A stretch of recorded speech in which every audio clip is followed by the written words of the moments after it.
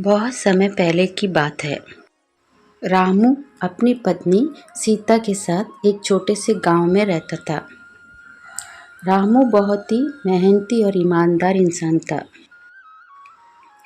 वह दिन भर अपने खेतों में खूब मेहनत करता था, लेकिन हीरा दिन भर खेत में इधर उधर आराम करते रहता था। रामू की मेहनत की वजह से उसके खेत में खूब अच्छी फसल होती थी, जिसके कारण गांव वाले रामू से जलते थे। पड़ोस में हीरा और उसकी बीवी रहती थी। वो दोनों रामू से बहुत जलते थे और वो एक बहुत दुष्ट इंसान थे।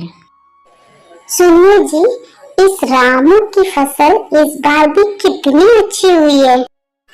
इसके साथ ही हमेशा अच्छा क्यों होता है? इस बार भी रामू फसल बेचकर राजा बन जाएगा। अरे तुम क्यों परेशान होती हो? इसे मैं राजा बनने नहीं दूंगा। मेरे होते हुए वो राजा की जिंदगी नहीं जी सकता। रामू सुबह उठता है और खेत के लिए निकल जाता है और वो अपनी फसल देखकर बहुत खुश हो जाता है। अब जाके रामू की मेहनत रंग लाई थी। इस बार तो अच्छी फसल हुई है और इस बार कमाई भी अच्छी होगी। शाम को घर के लिए निकल जाता है। रामू की पत्नी कहती है, क्या हुआ, आज इतने देर से क्यों आए हैं? हमारी फसल तो अच्छी हुई है ना?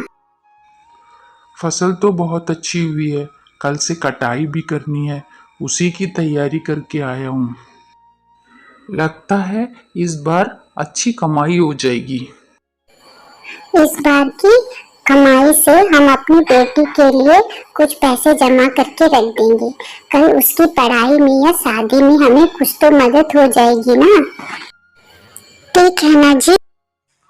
हाँ, तुम ठीक कह रही हो। हाँ पार्वती, चलो अब खाना खाकर सो जाते हैं। कल सुबह 5 बजे उठना भी है, फसल की कटाई भी करनी है। अगले दिन सुबह जब पार्वती की नींद खुलती है तो वो देखती है कि बाहर मौसम बहुत खराब है। ऐसी बारिश में तो सारी फसल खराब हो जाएगी। अजी सुनिए, उठिए, बारिश बहुत हो रही है। पार्वती की आवाज़ सुनकर रामू भी उठ जाता है। बारिश देखकर रामू बहुत परेशान हो जाता है। पार्वती, ऐसी बारिश में तो हमारी सारी फसल खराब हो जाएगी। रामू बहुत टेंशन में आ जाता है। जी, आप इतना टेंशन क्यों ले रहे हो? जो होना है वो होकर ही रहेगा। आप परेशान मत होइए। उधर हीरा और उसकी पत्नी बहुत खुश हो जाती है बारिश को देखकर। मैंने कहा था ना, रामू राजा नहीं बन पाएगा। जी, आप इतना खुश क्यों हो रहे हो? हमारी फसल भी तो खराब हो गई है ना। हाँ, पर हमने तो इतनी मेहनत भी नहीं की थी और इतना पैसा भी नहीं लगाया था ना। मैं तो बहुत खुश हूँ। रामू का सारा फसल खराब हो जाएगा। वो अब हमसे ज्यादा अमीर तो नहीं बन सकता। इधर रामू की पत्नी रामू को सब्र दिलाती है।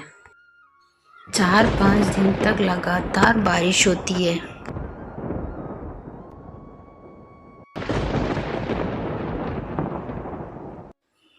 जब मौसम साफ होता है तो रामू अपने खेत की ओर जाकर देखता है।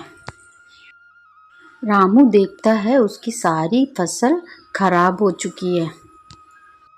रामू निराश होकर वापस आकर अपनी पत्नी से सारी बात बताता है। जी, आप टेंशन मत लीजिए। मेरे पास एक आइडिया है जिससे इस साल के खर्चा निकल सकता है और हमें खेती पर ही निर्भर रहना नहीं पड़ेगा। क्या आइडिया पार्वती? मुझे तो खेती के अलावा कुछ काम भी करना नहीं आता। तुम कहना क्या चाहती हो? क्यों ना हम पापड़ बेचने का काम करें? मैं घर में पापड़ बनाऊंगी, आप गली गली बेच कर आना। क्या पता ऊपर वाले की कृपा से हमारा काम अच्छा खासा चलने लगेगा। तुम ठीक कह रही हो, मगर हमारा पापड़ कोई नहीं खरीदा तो हमारे बचे हुए पैसे भी खराब हो जाएंगे।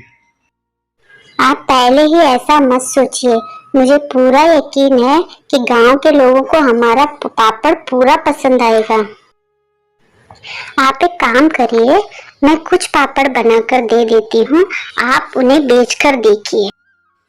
पार्वती कुछ पापड़ बनाकर रामू को दे देती है और रामू उसे लेकर गांव की ओर निकल जाता है। पापड़ ले लो पापड़, पापड़ ले लो पापड़। ओ पापड़ वाले भैया, भैया रुकिए, पापड़ कितने का है? माँ जी, एक पापड़ 10 रुपया। 10 पापड़ देना। पापड़ देखकर रामू आगे निकल जाता है। धीरे धीरे करके सारा पापड़ बिक जाता है और रामू घर वापस आ जाता है। एक गिलास पानी तो लाना पार्वती, आज मैं बहुत थक गया हूँ। ये जी, कुछ पापड़ बिके क्या? कुछ नहीं पार्वती, सारे पापड़ बिक गए। हमारे पापड़ गांव वालों को इतना पसंद आया कि हाथों हाथ सारे पापड़ बिक गए। जी सही में, हमारा सारा पापड़ बिक गए। अगले दिन रामू की पत्नी ज़्यादा पापड़ बनाकर टोकरी में रख देती है और रामू उसे लेकर गांव की तरफ बेचने के लिए निकल जाता है। पापड़ ले लो पापड़, पापड़ ले लो पापड़, पापड़ ले लो पापड़। ओ पापड़ वाले भैया, सुना है तुम्हारा पापड़ बहुत स्वादिष्ट है। कितने का है? 10 रुपए का एक। 10 दे देना। पापड़ देकर रामू आगे निकल जाता है। धीरे धीरे उसके सारे पापड़ बिक जाते हैं। शाम को रामू वापस घर आता है। अरे पार्वती, हमारे पापड़ के तो सारे गांव में चर्चे हो रहे हैं। जैसे ही मैं पापड़ लेकर जाता हूँ सारे पापड़ बिक जाते हैं। ये सुनकर पार्वती मुस्कुराती है और वो दोनों बात कर रहे होते हैं। तभी गांव का मुखिया वहां आ जाता है। हो भाई रामू, कहाँ हो तुम? जी मालिक, बोलिए क्या काम है? सुन रामू, 4 दिन बाद मेरी बेटी की शादी है। क्या तुम मुझे 100 पापड़ बना कर दे सकते हो? जी मालिक, हो जाएगा। पड़ोस में हीरा और उसकी पत्नी ये सारी बातें सुन रही होती है।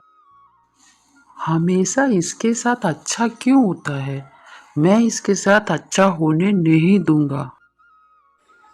हीरा और उसकी बीवी ये देखकर जलने लगते हैं और ये सोचते हैं कि रामू उसका पापड़ कहाँ रखते हैं। पार्वती पापड़ बनाकर किचन में रख देती है और सोने चले जाती है। इधर हीरा और उसकी बीवी सारे पापड़ चुरा लेते हैं। अगले दिन सुबह जब पार्वती किचन में जाती है तो उसे एक भी पापड़ नहीं मिलता। ये सब देखकर सारी बात अपनी पति से कहती है। मैं मुखिया जी के घर जा रहा हूँ, उनसे कह दूंगा मुझे 2 दिन का मौका और दे दें। रामू मुखिया के घर के लिए निकल जाता है। मुखिया जी, मुझे और 2 दिन का मोहलत दीजिए, मेरे सारे पापड़ किसी ने चुरा लिए। ठीक है रामू, मैं तुम्हें 2 दिन का मोहलत देता हूँ, मगर तुम पापड़ जरूर बना कर देना मुझे। ठीक है मुखिया जी, मैं जल्दी आपके पापड़ बना दूंगा। रामू वापस घर के लिए निकलता है। रास्ते में वो देखता है कि हीरा के बेटे के हाथ में 2 पापड़ है। हीरा ने तो मुझसे पापड़ नहीं लिए, फिर हीरा के बेटे के हाथ में पापड़ कहाँ से आ गए? रामू बच्चे के पास आता है। ये पापड़ कहाँ से आए? ये मुझे मेरे पापा ने दिए हैं। मेरे घर में और भी बहुत सारे पापड़ हैं। रामू ये सारी बात अपनी पत्नी को बताता है। जी आप मुखिया के घर जाइए, मुखिया को सारी बात बताइए, वही हमारी कुछ मदद कर सकता है। फिर रामू मुखिया के घर जाता है, मुखिया को सारी बात बताता है।